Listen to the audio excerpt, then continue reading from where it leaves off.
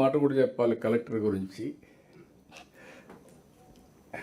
ఎందుకంటే ఓసారి లైఫ్లో ఎట్లా ఛాలెంజ్ వస్తాయంటే మా సీనియర్ ఆఫీసర్స్కి అందరికీ డిఫరెంట్ ఒపీనియన్ ఉండే దానిపైన. అది చూసిన తర్వాత నాకు అనిపించింది మనిషిలో పట్టుదల కనపడుస్తూ ఉంది, కానీ అందరూ నెగిటివ్గా చెప్తున్నారు.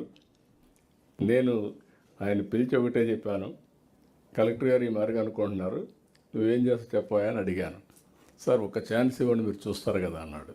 I really appreciate you, congratulations.